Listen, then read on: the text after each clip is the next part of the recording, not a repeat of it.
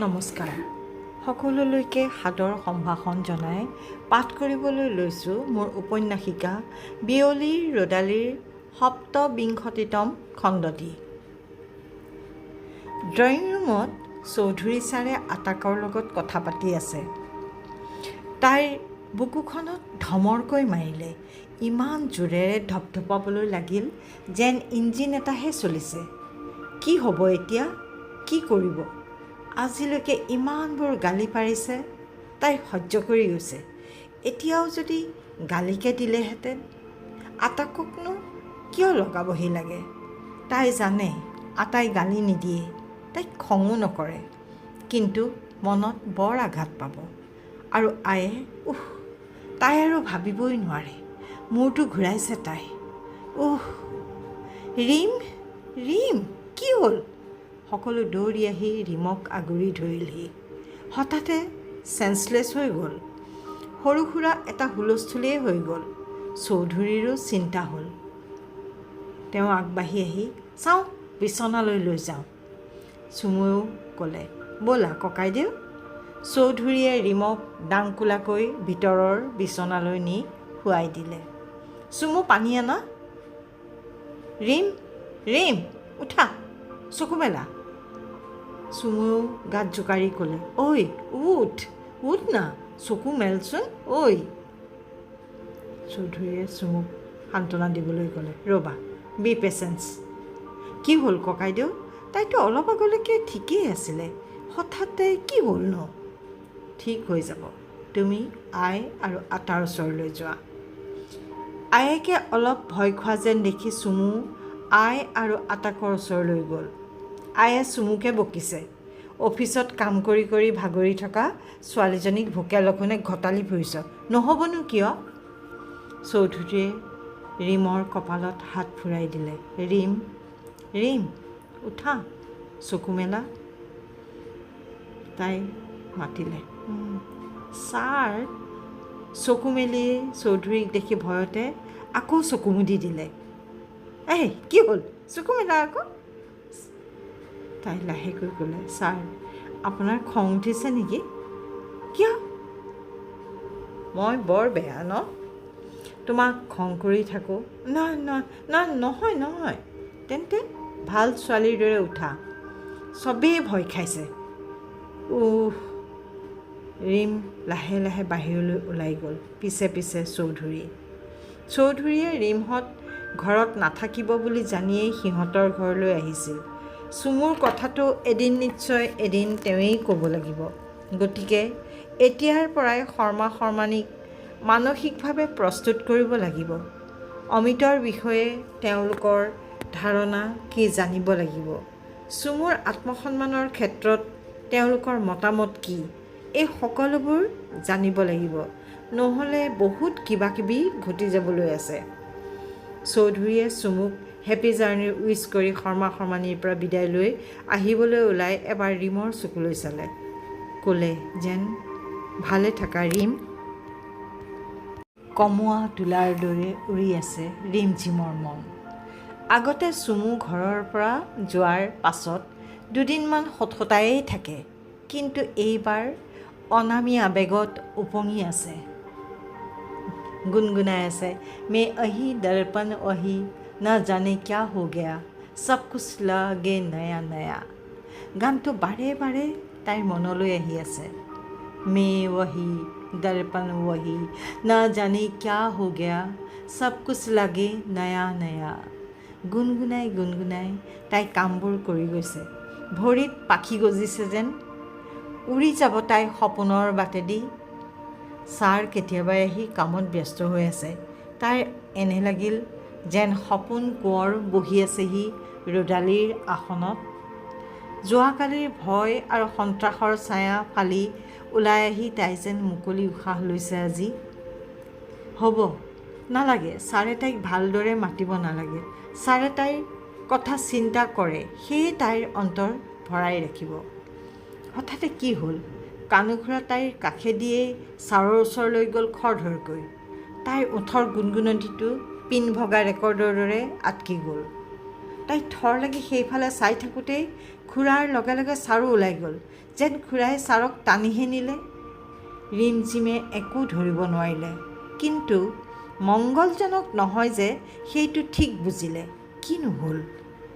চকুৰ তলৰ এচিৰা মাংসপেশী নাচি উঠিল। ইফালৰ পৰা সিফাললৈ অহা যোৱা কৰি থাকিল। কি কৰিব, কাক সুধিব? ভীষণ অশান্তি লাগিছে। অফিচৰ কাকো একো ক'ব নোৱাৰি। লটাৰীত তাইৰ ফ্লেটটো পোৱাৰ পিছৰে পৰাই কোনেও তাইক ভালকৈ নামাতে। মধু আৰু খুচবুৱেতো অনবৰত ফুচফুচীয়া মেল মাৰিয়েই থাকে। কানু খুৰাৰ ফোন নম্বৰটো যদি জানিলেহেঁতেন। নিজৰ ওপৰতে খং উঠিল। ইমান দিনে খুৰাৰ ফোন নম্বৰটো অন্ততঃ ল'ব পাৰিলেহেঁতেন। দূৰদৰ্শিতাৰ নামত 0, বিগ 0। ঠিকেই, নহ'লে তাইও কেৰাণী নহয় DC হ'ব পাৰিলেহেঁতেন। ফোনৰ কথা ভাবি থাকোঁতেই তাইৰ মোবাইলত ৰিং হ'ল। কোনে বা কৰিলে? হেল্ল', কোনে কৈছে? কোন? ধৰিব পৰা নাই।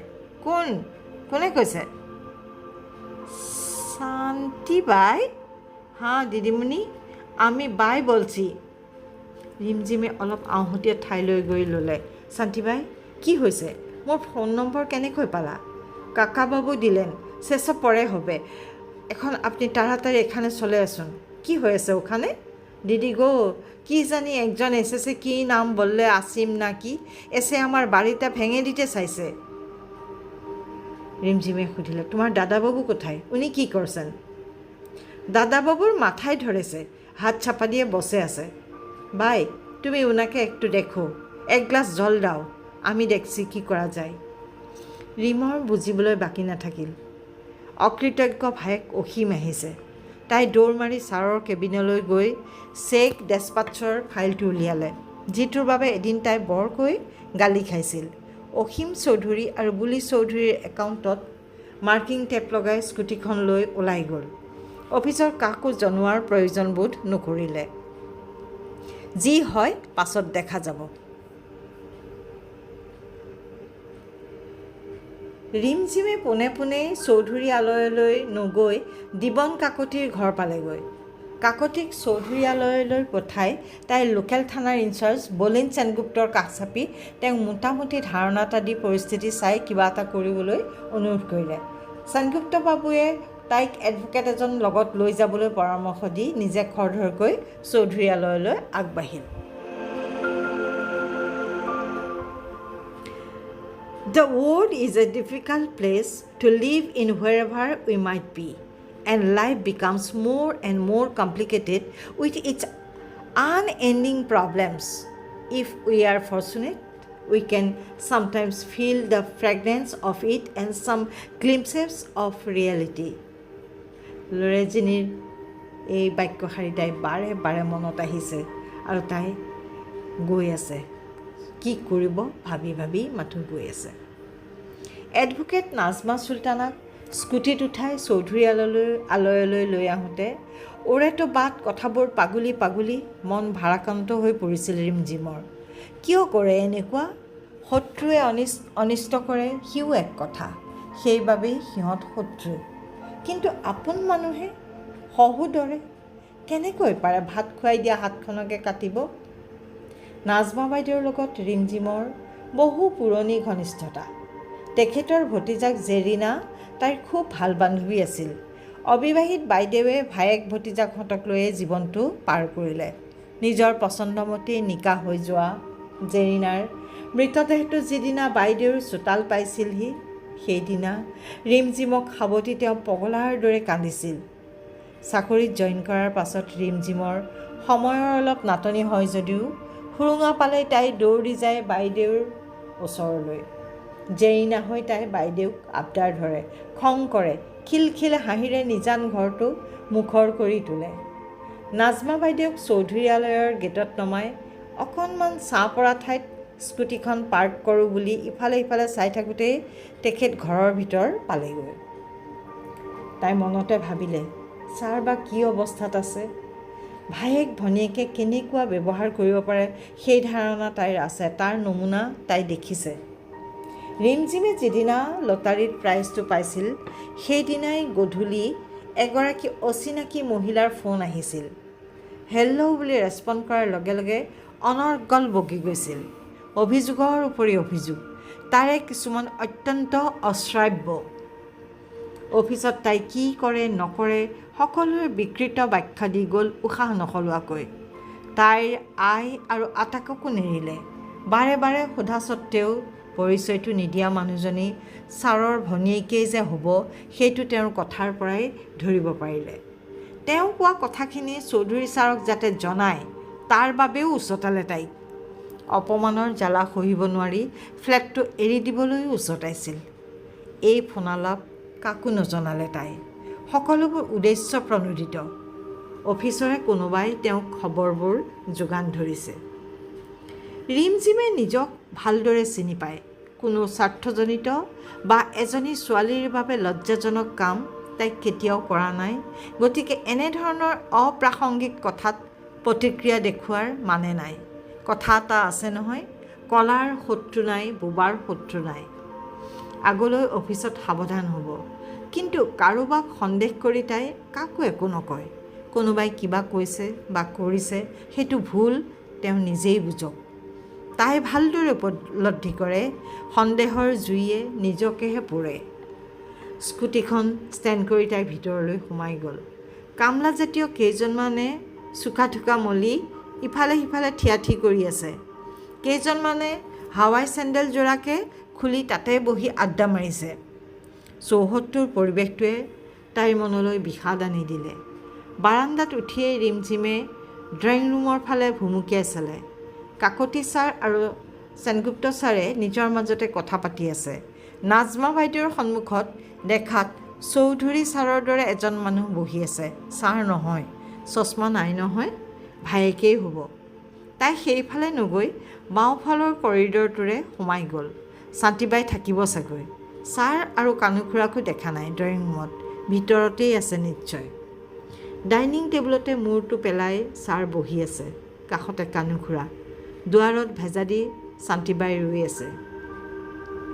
তাই মাতিলে, খুৰা। অঁ ৰিম আহিলা। খুৰা এনেভাৱে ক'লে যেন ইমান পৰে তাইলৈকেহে বাট চাই আছিল। তাই ছাৰৰ কাষতে বহিল। আজি তাইৰ কোনো সংকোচ নাই। তাইৰ ভিতৰৰ মানুহজনীয়ে বাৰে বাৰে সকীয়াই আছে, তই তোৰ সপোন কোঁৱৰৰ ঢাল হৈ থিয় দে, তেওঁৰ সাহস আৰু শক্তি হ। শান্তিবাইকো লগত লৈ খুৰা আনফালে ওলাই গ'ল। চৌধুৰী আৰু ৰিম বহি আছিল নিমাতে। প্ৰতিটো মৌন মুহূৰ্ত হৃদয়ৰ আলাপেৰে মুখৰ হৈ উঠিছিল। তাই আশ্বাস আৰু ভৰসাৰ হাত থাপিছিল চৌধুৰীৰ বিধ্বস্ত কান্ধত। বহাগৰ ভৰুণ দুপৰীয়াটো চৌধুৰীয়ালয়ৰ ড্ৰয়িং ৰুমত থমকি গৈছিল সেইদিনা অলসভাৱে। মুম্বাইৰ এটা বৃহৎ মাল্টিনেশ্যনেল কোম্পানীৰ চিফ টেকনিকেল অফিচাৰ মিষ্টাৰ অসীম চৌধুৰী বহি আছে কাকতি আৰু সেনগুপ্তৰ সুতীব্ৰ চাৱনিৰ সন্মুখত অত্যন্ত অসহজভাৱে। পল পলকৈ সময় পাৰ হৈ গৈছে, অথচ কোনেও এটা শব্দও কোৱা নাই। এডভোকেটগৰাকীয়েও কাগজৰ পৰা মূৰ তোলা নাই। অসীমৰ বিৰক্তি লাগিছেগৈ। অসীমে এবাৰ সোঁ ভৰিটো ক্ৰছ কৰি ওপৰলৈ উঠাই বহে, এবাৰ বাওঁফালৰ ভৰিটো, আকৌ এবাৰ দুইটা সমানতে থৈ নচুৱাবলৈ ধৰে। সেনগুপ্তই একেথৰে চাই আছে বাবে আৰু নাৰ্ভাছ কৰিছে। মাল্টিনেশ্যনেল কোম্পানীৰ গ্লেমাৰ তাৰ ফুটি গ'ল।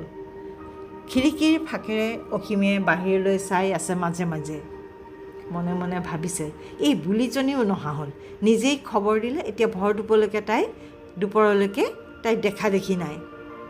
তাক তেনেদৰে থকা দেখি কাকতিয়ে নুসুধি নোৱাৰিলে, মিষ্টাৰ অসীম চৌধুৰী, কোনোবা আহিব লগা আছে নেকি?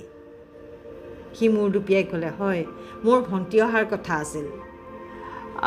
সেনগুপ্তই ক'লে, ফোন কৰিছিল বুজি? নকৰিব নেকি? ভনীয়েকে ককায়েকলৈ ফোন কৰিব পাৰে। পাৰে, আলবাত পাৰে। এই সংক্ৰান্তত নিশ্চয় মাতি পঠাইছে। তেতিয়া অসীমে ঘেঁহালে, নাই নহয়, কৈছিলে নহয় হয়েই, তাৰমানে আপোনাৰ লগতে তেখেতো এৰেষ্ট হ'ব এতিয়া। অসীম আচৰিত, কি কৈছে এইবোৰ? কিয় এৰেষ্ট হ'ম? য়েছ মিষ্টাৰ শৰ্মা, য়েছ মিষ্টাৰ। আপুনিতো কিছুই আইন বুঝে না। এই ঘরটাতে দখল নিতে হলে একটু জেনে শুনে আসাটা ঠিক ছিল। আপনার দাদার কাছে জানতে পারলে হয়। গেটত গাড়ী এখন ৰোৱাৰ শব্দ শুনি সকলোৱে সেইফালে চালে। গাড়ীৰ পৰা আস্তে ব্যস্তে বুলি চৌধুৰী শইকীয়া নামি আহিল। বুলি ড্ৰয়িং ৰুমৰ ফালে নগৈ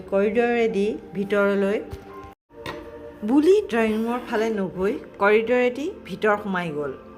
ইয়াতো ৰাসলীলা, কি নিৰ্লজ্জ ছোৱালী হা! তাই চিঞৰি উঠিলে, ঐ কি বকিছ, চুপ!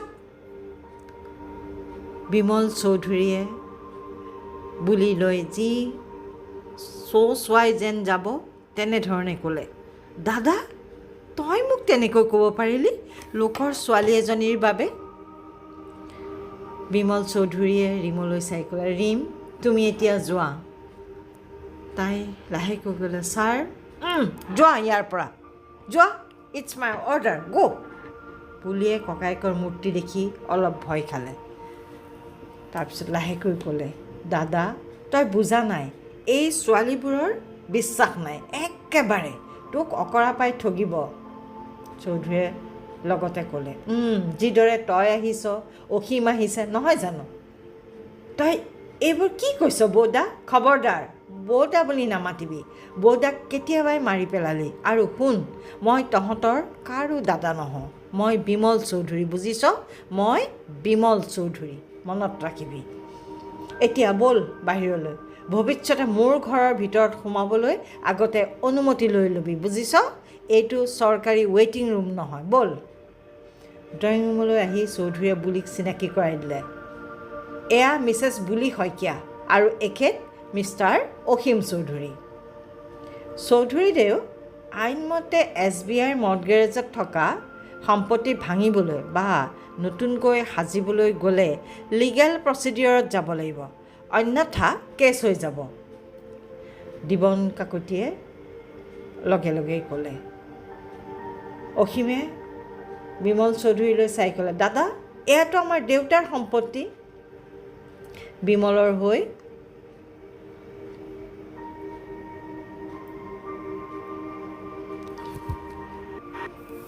বিমলে ক'লে, হয় মিষ্টাৰ অসীম, এয়া প্ৰতীক চৌধুৰীৰ সম্পত্তি। মই কেছ এটা দিম বুলিয়েই ভাবি আছিলোঁ। দাদা তই আমাৰ এগেইনষ্টত কেছ দিব খুজিছিলি? কোন দাদা? স্বাৰ্থৰ সন্মুখত কোনো দাদা ভাই নাই, আৰু মইতো তোৰ দাদা নহয়, মই বিমল চৌধুৰী। বিমলৰ কথা কোৱাৰ ধৰণ দেখি অসীম আচৰিত হ'ল। সি ভাবি আহিছিল আৱেগিকভাৱে দুৰ্বল কৰি বুলিক লৈ দুয়োটাই হেঁচা মাৰি ধৰিব। এতিয়া কথাবোৰচোন একেবাৰে বিপৰীত হৈছে। ৰাতিপুৱা তাক প্ৰথম লগ পাওঁতে ভাইটি কিমান বছৰৰ মূৰত দেখা পালোঁ বুলি কন্দনামুৱা হৈ সাৱটি ধৰিব খুজিছিল। তেতিয়া সিয়েই উফাল মাৰি গৈ কৈছিল, ৰ'বা বিমল চৌধুৰী, মই মৰম ল'বলৈ অহা নাই, মোক ঘৰ লাগে, মোৰ কোনো এৰাগেৰাক দান দিবলৈ নিদিওঁ। অসীমৰ বুলিলৈহে খং উঠিল। পূৰা খবৰটো দিব নোৱাৰে। বিমল চৌধুৰী যে ইমান সাহসী হৈ উঠিছে তাই চাগৈ গমেই পোৱা নাই। যি হওক, মুঠতে ভাগত যি পায় বেছি কৰি সোনকালে ঘূৰি যাব লাগে সি। কানুৱেও বিমলৰ কথাবোৰ বেৰৰ সিপাৰৰ পৰা শুনি আচৰিতো হৈছে, ভালো পাইছে। সঁচাই প্ৰকৃত মৰমে মানুহক কিমান সাহসী কৰি তোলে তাৰেই চিনেয়া। বুলি আহোঁতে ভয়েই খাইছিল, কিজানি ভনীয়েকৰ মৰমত কান্দি কাটি চব এৰি দিয়ে। পিছে বুলিয়ে গোৰ মাৰি গংগাতহে পেলালে। আহিয়েই ৰীমক বেয়াকৈ কৈ বাবাৰ পুৰুষত্বতে আঘাত কৰিলে। কানুৱে ভালদৰে জানি গৈছে যে ৰীমৰ এটোপাল চকুলো ৰোধ কৰিবৰ বাবে বাবাই সকলো ত্যাগ কৰিব পাৰে। মৰ্টগেজ এইবোৰ কি? আমাক সুধিটো লোৱা নাই। কোম্পানীৰ বাবে যদি লৈছে সেইটো তাৰ দায়িত্ব, আমাৰ কোম্পানীৰ লগত কোনো সম্পৰ্ক নাই, নহয়নে বুলি? মৰ্টগেজত থকা বিষয়ে আমি মানে অসীম দাদা আৰু মই একো নাজানো আৰু জানিবও নোখোজোঁ। এইবাৰ কাকতি পোন হৈ বহিল। বুলি আৰু অসীমৰ কথাখিনি ওলোৱালৈহে বাট চাই আছিল। আচ্ছা বিমল চৌধুৰী, আপুনি কেছ দিব খুজিছিল বুলি ক'লে যে? বিমলেও ক'লে, হয়, তাৰ বাদে মোৰ কোনো উপায় নাই। সম্পত্তিৰ কথা পাতিবলৈ বা আন যিকোনো কাৰণতে হওক এওঁলোকক মই মাতিলে